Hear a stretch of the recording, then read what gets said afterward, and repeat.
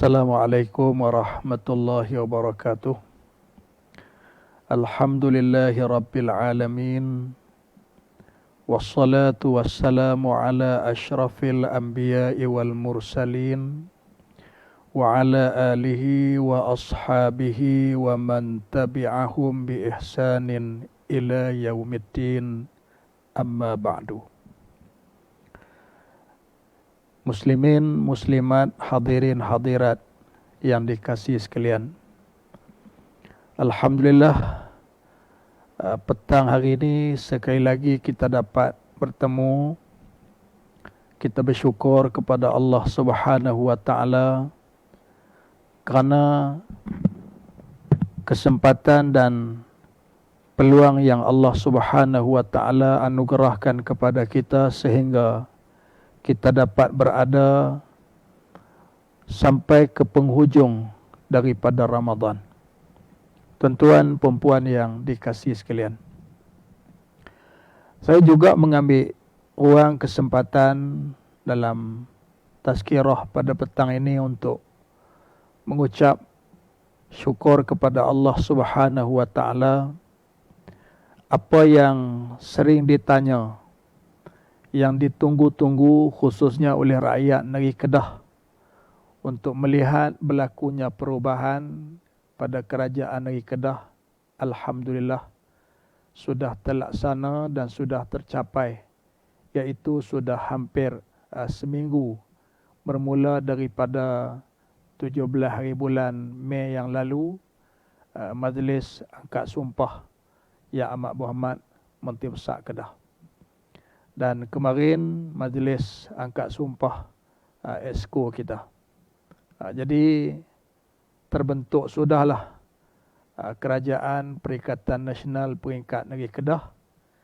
Dan kita berdoa seluruh rakyat mudah-mudahan kerajaan ini akan dapat melaksanakan tugas dengan sebaik-baiknya, memastikan Kedah berada dalam keadaan yang sejahtera sebagaimana slogan yang diperkenalkan semula, iaitu Kedah Sejahtera, nikmat untuk semua. Mudah-mudahan Allah Subhanahu wa taala membantu kita bagi melaksanakan tanggungjawab mengurus tadbir kerajaan negeri dengan sebaik yang mungkin. Tuan-tuan, puan-puan yang dikasihi sekalian, petang hari yang mulia ini yang berbetulan kita berada pada hari-hari akhir, di mana bahagian yang ketiga dari Ramadan berdasarkan hadis Nabi sallallahu alaihi wasallam ialah itqun minan nar, pembebasan daripada api neraka Allah Subhanahu wa taala. Dan ini berbetulan dengan ayat Allah Subhanahu wa taala dalam Surah Ali Imran ayat 185, di mana Allah berfirman, "Faman zuhziha 'anil nar wa udkhilal jannata faqad faz." Yang bermaksud sesiapa yang dijauhkan dari api neraka dan dimasukkan ke dalam syurga, telah berjaya lah ia. Jadi orang yang selamat daripada api neraka kemudian dimasukkan ke dalam syurga Allah Subhanahu wa taala, faqad faz, sesungguhnya ia telah memperolehi kejayaan.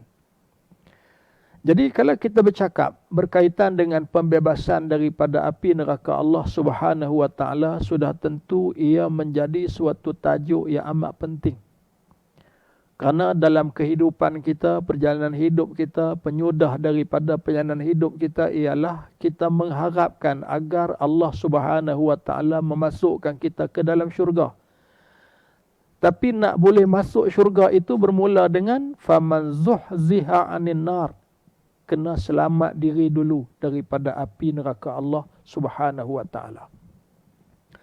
Dalam hal ini, kalau kita meneliti daripada perjalanan hidup salafus salih, pertama, perkara yang boleh kita ambil daripada kehidupan mereka ialah salafus salih, mereka adalah generasi yang amat-amat tinggi pengharapan mereka untuk masuk ke dalam syurga, dan dalam masa yang sama mereka mempunyai kemahuan, keinginan yang sangat kuat untuk menghindarkan diri mereka daripada api neraka Allah. Sebab tu kalau kita tengoklah sebagai contoh satu kata-kata yang hebat daripada Sayyidina Umar Al-Khattab bagi menggambarkan betapa dirinya benar-benar mengharap dan benar-benar takut. Contohnya dia sebut, kalaulah seluruh penghuni mahsyar nanti akan dimasukkan ke dalam api neraka semua sekali, seorang saja yang selamat daripada api neraka, kata Umar Al-Khattab, aku mengharapkan aku. Tapi dalam masa yang sama dia zahirkan pula perasaan takutnya. Andainya seluruh ahli manusia yang berada di mahsyar semua sekali dimasuk dalam syurga kecuali seorang, Sayyidina Umar bimbang seorang itu adalah dia. Jadi menggambarkan rasa takut dan rasa harap yang amat tinggi di dalam diri mereka, seperti manusia seperti Sayyidina Umar Al-Khattab. Demikian tuan-tuan, kalau kita lihat lagi, seorang sahabat Nabi SAW, dia nak zahirkan perasaan gerunnya kepada api neraka Allah Subhanahu wa taala, iaitu Sayyidina Abdullah bin Rawahah. Waktu Nabi utus mengepalai peperangan Mu'tah. Kita pun maklum perang Mu'tah ini mengorbankan 3 panglima perang.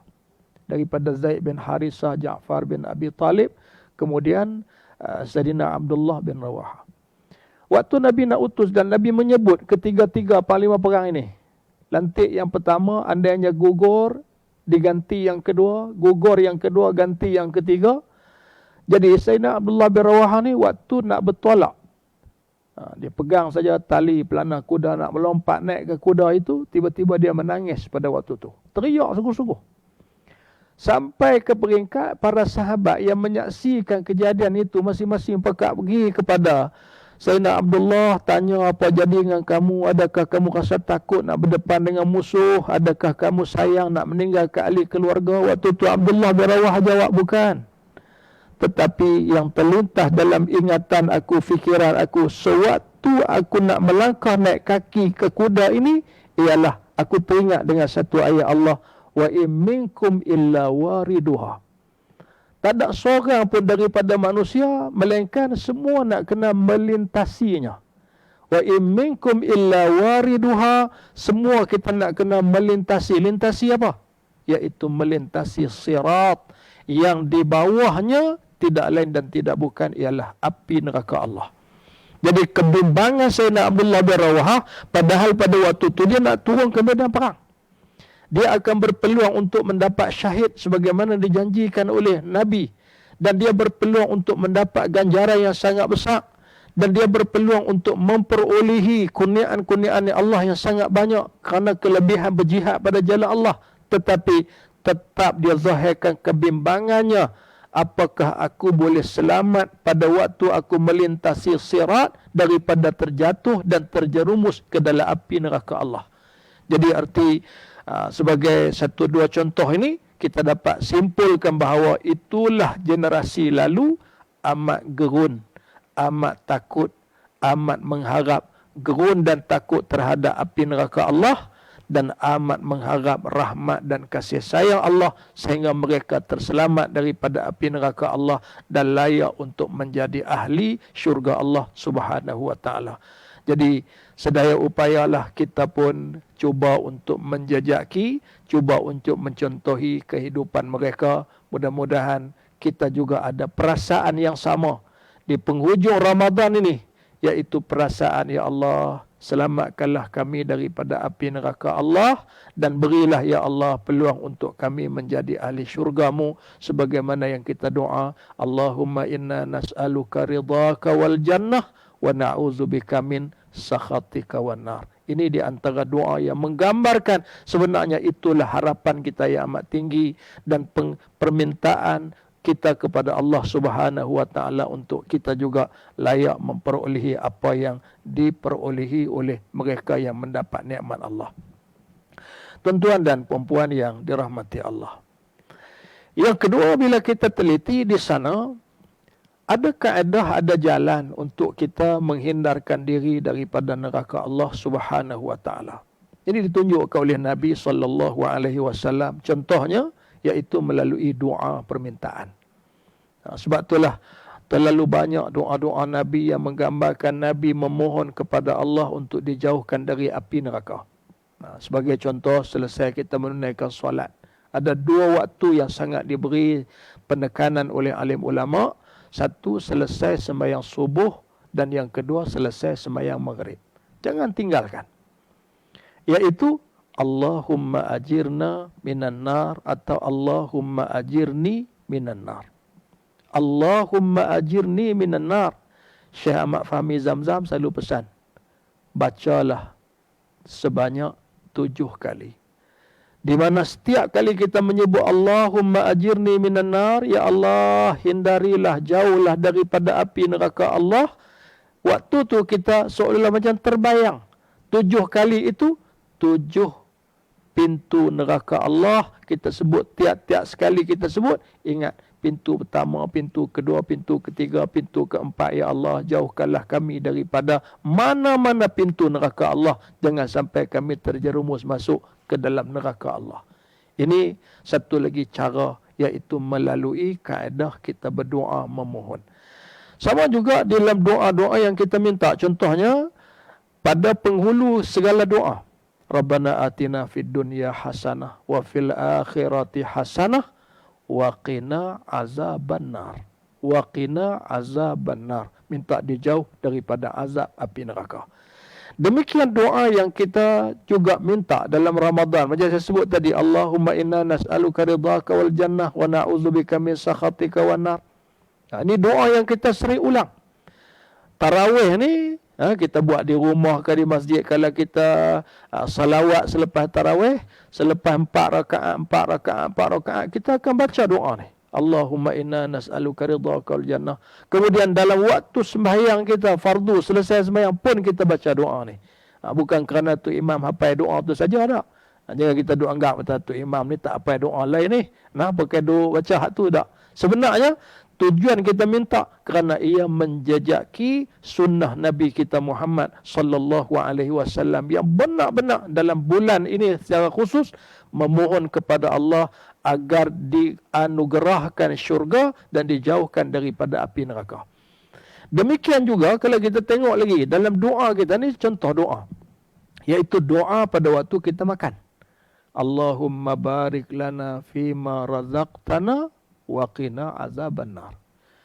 Jadi kalau kita telitilah doa ni, kita minta doa ni pada waktu kita nak makan. Jadi bila minta pada waktu nak makan, kalau sekali-sekali kita renung, apa kaitan makan dengan api neraka ni? Bahkan kalau sebut api neraka waktu nak makan ni, jadi tak selera nak makan ni. Tapi sebenarnya nak memberi isyarat kepada kita bahawa terlalu banyak faktor yang boleh mendorong seseorang jatuh dalam api neraka berpunca daripada makanan. Contoh dia makan yang haram. Bila makan yang haram, kullu lahmin nabata min haramin fannaru aula bih. Jadi dengan sebab makan yang haram, tumbuh daripada makanan itu jasad, isi tubuh kita jadi membesar dengan makanan itu, maka kata Nabi yang paling aula untuk daging, untuk urat saraf yang tumbuh daripada makanan yang haram ialah api neraka Allah Subhanahu wa taala. Sebab tu bila kita pastikan makanan depan kita adalah makanan yang baik, halalan tayyibah, maka kita minta dengan Allah Subhanahu wa taala, ya Allah, engkau jadikanlah makanan yang ada di depan kami ini berkat, dan engkau jadilah kami ini antara yang kita minta ialah dijauhkan daripada api neraka Allah Subhanahu wa taala. Jadi cantik kita nak makan, minta jauh daripada api neraka Allah. Cuma tak apa cantiknya, selesai makan dia duk kalut. Ada api tak? Tanya pula, ada api yang nak isap okok tu? Tu yang tak apa cantiknya. Tuan-tuan perempuan yang dirahmati Allah. Antara yang lain kalau kita lihat lagi bagaimana amalan-amalan yang dikemukakan oleh alim ulama dari sudut usaha untuk menjauhkan diri daripada api neraka Allah ialah dengan kita juga mengharapkan syafaat daripada junjungan Nabi kita Muhammad sallallahu alaihi wasallam. Kerana syafaat Nabi ini sangat luas. Ada syafaatul uzma, syafaat kepada sekalian manusia di padang mahsyar untuk dibukakan perbicaraan. Ada syafaat yang Nabi akan beri kepada umat dalam bentuk Nabi sallallahu alaihi wasallam bantu umat yang masuk dalam syurga untuk diangkat ke syurga yang lebih tinggi darjatnya. Ada syafaat yang diberi oleh Nabi kepada umat dengan izin Allah Subhanahu wa taala, iaitu dimasukkan umat ini ke dalam syurga tanpa hisab. Ada syafaat yang Nabi akan beri pada umat di padang mahsyar, ialah apabila ada di kalangan umat yang dijatuhkan hukuman akan masuk ke dalam api neraka. Ini Nabi tolong. Yang tak masuk lagi ni, Nabi bantu, Nabi tolong dengan syafaat. Selamat dia daripada api neraka. Bahkan disebut salah satu lagi syafaat Nabi yang amat istimewa, iaitu umat yang sudah dihumban ke dalam api neraka pun masih boleh dibantu, ditolong oleh Nabi, diberi syafaat untuk dikeluarkan daripada api neraka Allah Subhanahu wa taala. Cuma apa yang perlu untuk kita ambil perhatiannya di petang hari ini ialah bagaimana kita nak mendapat syafaat Nabi sallallahu alaihi wasallam. Ini saja perkara yang perlu untuk selalu kita renung. Layakkah kita nak dapat syafaat Nabi sallallahu alaihi wasallam? Saya ada cerita bab Nabi ni, teringat kepada apa yang ditulis oleh Syekh Zakaria, CEO Lembaga Zakat Negeri Kedah, bagaimana pengalaman dia waktu bawa almarhum Ustaz Azizan ziarah maqam Nabi sallallahu alaihi wasallam. Waktu tu Ustaz Azizan dalam keadaan yang kurang sihat, guna kerusi roda, tolak dekat dengan Babu Salam tu, kata Syekh Zakaria, tengok-tengok Ustaz Azizan menangis. Waktu tu dia menangis, teriak. Jadi menyebabkan Syekh Zakaria rasa pelik. Pasal apa yang Ustaz teriak sungguh-sungguh ni sampai teresak-esak. Ditanya pada Ustaz, pasal apa Ustaz teriak ni? Ustaz Izan kata apa? Kita ni nak mai ziarah Nabi. Kita ni nak mai mengunjungi Nabi. Cuma yang duk fikir ni, adakah Nabi mau terima kita? Yang ni lah tuan-tuan perempuan, sebagai satu muhasabah yang cukup besar dalam diri kita. Kita mengharapkan pertolongan Nabi, mengharapkan syafaat Nabi. Cuma persoalan yang perlu untuk kita fikir juga, bersediakah, maukah Nabi ni nak bagi syafaat kepada kita, maukah Nabi untuk tolong kita? Yang ni lah yang membimbangkan kita. Sebab tu bila kita renung fikir yang ni, kita tak boleh rasa selesa lah. Kalau kita menjadi orang yang tak kenal Nabi, menjadi orang yang tidak pernah bersalawat pada Nabi, menjadi orang yang jauh diri daripada kehidupan Nabi, menjadi orang yang tak ambil peduli sejarah Nabi, menjadi orang yang tidak mengikuti sunnah Nabi sallallahu alaihi wasallam, kerana kalau itulah yang berlaku dalam hidup kita, memang sengaja kita menjarakkan diri kita daripada syafaat Nabi kita Muhammad sallallahu alaihi wasallam. Tuan-tuan perempuan yang dirahmati Allah, yang akhirlah pada petang ini yang dapat kita sebutkan ialah di antara kaedah untuk menjauhkan diri daripada api neraka Allah Subhanahu wa taala ialah melalui amalan-amalan yang disebut oleh Nabi sallallahu alaihi wasallam di dalam hadis-hadisnya yang sangat banyak. Jadi terlalu banyak. Saya petang ni membawa satu kitab. Kitab ni ditulis oleh Syekh Nuruddin, Syekh Muhammad Nuruddin, iaitu bertajuk Mereka yang Dibebaskan Allah Daripada Api Neraka. Jadi kitab ini amat baik, dan saya ingat ada banyak lagi kitab-kitab yang seumpama ini yang di dalamnya terkandung hadis-hadis Nabi sallallahu alaihi wasallam yang Nabi jelaskan apakah amalan-amalan yang khusus janji kebaikan, ganjaran amalan itu diselamatkan daripada api neraka Allah. Kalau kita ambil contohlah satu dua hadis yang sempat kita baca petang ni. Contohnya, Nabi SAW menyebut kelebihan hari Jumaat. Hari yang dibebaskan daripada api neraka Allah. Ini macam hari ni, hari Jumaat. Nabi sebut, saya baca makna dia. Sesungguhnya pada hari dan malam Jumaat ada 24 jam. Ada 24 jam sehari semalam. Tidak berlalu 1 jam daripadanya, iaitu pada hari Jumaat, malam Jumaat tu, melainkan Allah akan memerdekakan padanya 600,000 daripada siksaan api neraka. Ini berdasarkan hadis ni, maknanya Nabi SAW memberi satu jaminan kelebihan keutamaan yang ada pada hari Jumaat, iaitu Allah akan merdekakan padanya 600,000 daripada siksaan api neraka. Jadi nak dapat kita masuk tergolong di dalam 600,000 manusia yang diselamatkan daripada api neraka pada hari Jumaat, ialah manusia yang macam mana? Sudah tentu orang yang mengambil perhatian tentang hari Jumaat. Sebab tu kalau kita baca kitab contohnya Sairus Salikin, dinyatakan di sana persiapan untuk menyambut hari Jumaat bukan bermula daripada pagi Jumaat, bukan bermula daripada malam Jumaat, tapi sudah bermula sejak daripada hari Khamis lagi. Itu kelebihan yang ada pada hari Jumaat. Maka persiapan untuk menerima hari yang sangat mulia itu, kita mula daripada hari Khamis lagi. Ada zikir, ada wirid, ada istighfar, ada bacaan, ada persiapan-persiapan untuk sambut hari Jumaat. Sebab apa? Sebab hari Jumaat tu kelebihannya sangat besar. Jadi Ramadan nak tinggal kita dah. Lepas ni nak berjumpa pula tahun depan. Itu pun kalau sekiranya Allah panjang ke usia kita. Kerana Ramadan ni dia pergi, dia akan balik. Masalah dia kita ni kalau pi, pakai tak balik dah. Itu masalah dia tentu. Jadi yang ada di depan kita selepas Ramadan ini ialah, ini hari Jumaat, kita akan bertemu lagi insya-Allah panjang umur Jumaat yang akan datang. Bertemu lagi selepas itu Jumaat lagi. Jadi pada hari Jumaat itu adanya pembebasan Allah daripada api neraka. Contoh yang lain hadis Nabi SAW berkaitan dengan air mata. Kata Nabi, ainani la tamassuhuman nar. Ada 2 air mata, 2 jenis mata, 2 mata yang tidak disentuh oleh api neraka. Pertama, ainun bakat min khasyiatillah. Satu, iaitu mata yang menangis kerana takut pada Allah. Tuan-tuan, puan-puan, satu persoalan yang perlu kita tanya pada diri kita. Dalam Ramadan ini, berapa kali kita menangis? Berapa kali kita jatuh air mata? Kau dalam Ramadan ni tak jatuh lagi. Tidak pun jatuh dah pasal teringat tak boleh balik kampung. Pasal PKP.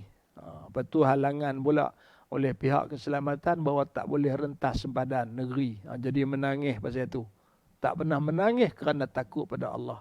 Mai, malam ini, hari ini, esok, lusa kita cuba sedaya upaya buat bagi air mata kita menangis, jatuh air mata kerana takut pada Allah. Pasal apa? Itu menyelamatkan daripada api neraka Allah. Kemudian yang kedua, wa ainun batat tahrasu fi sabilillah. Mata yang berjaga pada jalan Allah. Orang yang berjaga malam, orang yang berfikir, orang yang merenung, orang yang berusaha, berbagai-bagai usaha yang berada di medan dan sebagainya untuk meninggikan agama Allah Subhanahu wa taala. Matanya tak dapat dipejam, mata yang celik, yang dibuka semata-mata kerana fi sabilillah, itu satu lagi mata yang terselamat daripada api neraka Allah Subhanahu wa taala. Itu contoh yang kedua. Contoh yang ketiga, iaitu hadis Nabi SAW. Ini mudah ni. Iaitu bersalawat kepada Nabi sebanyak 100 kali. Ini berdasarkan hadis Nabi. Nabi menyebut, man salla alayya mi'atan kataballahu baina ainaihi bara'atan minan nifaq wa bara'atan minan nar. Kata Nabi, sesiapa yang bersalawat kepadaku sebanyak 100 kali, Allah akan tuliskan di antara 2 matanya, satu, pelepasan daripada nifaq, dan yang kedua, bara'atun minan nar, pelepasan daripada api neraka Allah. Ingat, selawat 100 kali ni tak susah sangat pun untuk kita buat. Cuma yang susahnya ialah kita tak buat. Itu saja masalah kita. Jadi boleh untuk kita laksanakan dalam hidup kita. Kemudian yang lain, yang lainnya, ini pun satu lagi perkara yang patut untuk kita ambil perhatian, Iaitu Nabi SAW menyebut, man zabba an irdi akhih bil ghaibah kana haqqan 'ala Allahi ay ya'tiqahu minan nar. Sesiapa yang mempertahankan maruah saudaranya sewaktu ketiadaannya. Orang duk gebang tentang seseorang, orang tu tak ada, kita duk ada dalam tu. Cerita tentang hak mereka gebang ni benda hak tak elok, benda yang aib, benda yang mendedahkan perkara-perkara keburukan. Yang kita sendiri pun tak tahu betul ke benda tu. Ataupun boleh jadi betul tapi tak patut pun dihebahkan, dicerita macam tu. Kita duk ada pada waktu tu. Kita pertahankan maruah dia. Cara mudah ginilah kita tak usah sembang lah tajuk ni. Kita buka tajuk lain lah. Kita hentikan perbincangan itu. Ataupun kita kata, hampa duk kerja tengok aib orang. Aib kita apa berkenyah? Contoh, mana kita menghalang daripada perbincangan tentang aib orang tu diteruskan. Ataupun kita kata, hampa duk cerita tentang keburukan dia. Sebenarnya aku tak pernah kenal dia macam mana yang hampa cerita. Ya aku kenal dia, dia satu orang yang baik, dia satu orang yang soleh. Kita pertahankan maruah dia. Apa kata Nabi? Kana haqqan 'ala Allah, adalah menjadi satu kemestian bagi Allah ayyatiqahu minan nar, bahawa ia dibebaskan daripada api neraka. Tuhan bebaskan kita daripada api neraka hanya kerana kita mempertahankan maruah saudara kita yang dihina, dipermain, dicaci oleh satu kelompok manusia. Jadi jadi masalah dalam masyarakat ni, dia payah nak cari orang hak tahan ni. Duk banyaknya dia tambah tu lagi. Dia tak hampa tahu sikit tu, kalau aku cerita bukan takat dia, pak dia apa aku kenal. Dia boleh cerita pula jahat pak lagu mana aku ni. Sembang kata ke orang ni memang sedap. Ya, memang sedap. Dan akhir sekali lah, akhir hadis untuk petang ini ialah Nabi SAW menyebut, ini perihal orang yang sembahyang jamaah. Ini patut kita rebutlah selepas pada habis PKP ni. Lah pekat duk geram nak pergi masjid. Banyak duk tanya, bila lah masjid nak boleh pergi ni? Hari ni boleh pergi masjid lah Jumaat, tapi satu kelompok kecil ya, 12 orang, 30 orang, 40 orang. Jadi duk geram nak pergi masjid. Tak apa, lepas ni kita pakai pergi. Nabi kata apa? Man salla arba'ina yawman fi jama'ah. Kata Nabi, sesiapa yang mengerjakan sembahyang 40 hari secara berjamaah. 40 hari secara berjamaah. Yudriku takbiratal ula, dengan mendapat takbir yang pertama bersama imam, maknanya tidak masbuk. Dia masuk sama dengan imam, kemudian imam takbir, dia pun takbir. Nescaya kutibat lahu bara'atan, akan ditulis baginya dua pembebasan. Pertama, bara'atun minan nar, bebas dari neraka. Dan yang kedua, bara'atun minan nifaq, satu bebas daripada neraka, yang kedua bebas daripada sifat nifaq. 40 waktu, 40 hari secara berjamaah. Jadi sebenarnya tak susah ni untuk kita buat. Tapi komitmen kita kena tinggilah. Masjid tepi rumah, surau tepi rumah, di jalan kita berhenti segera bila masuk waktu tunaikan salat berjamaah selama 40 hari. Tapi bukan bermaksud bila kita dah selesai 40 hari, sambil-sambil nak berjalan keluar tu, salah dengan kawan-kawan ni, aku hari ni lah, lepas ni tak main lah masjid ni. Kawan kata, kok mana nak mati dah? Dah, aku dah dapat 40 hari selamat dah daripada api neraka, jadi aku tak main lah. Dah, bukan itu maksud dia. Maksud dia kebiasaan, kata ulama. Apabila sesuatu amalan itu dilakukan sebanyak 40 kali ataupun 40 hari, diulang, insya-Allah amalan itu akan menjadi darah daging dalam hidup kita, dan selepas pada tu kita menjadi orang yang sudah terbiasa dengan solat jamaah. Sehingga kita kalau kita tengok tak ada dah nak sembahyang jamaah, kita sembahyang seorang-seorang, kita akan rasa, ya Allah, sedihnya hari ni tak boleh sembahyang jamaah. Ruginya waktu ni kerana kita tak sembahyang jamaah. Jadi orang yang terbiasa dengan jamaah ini, dia akan mencari di mana saja ada ruang untuk dia menunaikan salat jamaah. Dan insya-Allah Tuhan tolong kita untuk kita mencapai kedudukan menjadi orang yang selamat daripada api neraka Allah Subhanahu wa taala. Tuan-tuan dan puan-puan yang dikasihi sekalian, saya ingat itulah sikit perkongsian sebagai tazkirah pada petang hari yang mulia ini. Jadi di penghujungnya, saya kira mungkin hari ini hari yang akhir siri-siri tazkirah daripada Badan Perhubungan Pasni Kedah yang diuruskan oleh Lajnah Penerangan. Jadi saya ambil kesempatanlah untuk ucap berbanyak terima kasih pada semua tuan-tuan dan puan-puan yang mengikuti kuliah kita, tazkirah kita ni hampir setiap hari, dan yang bantu untuk menghebah-hebahkan kongsi agar dapat diikuti oleh rakan-rakan kita yang lain. Kemudian sudah tentulah terima kasih khusus saya kepada sahabat-sahabat yang menguruskan perjalanan tazkirah kita ini sehingga dapat disaksikan oleh ribuan pengikut muslimin muslimat, dapat sama-sama mengikuti dan mengambil manfaat.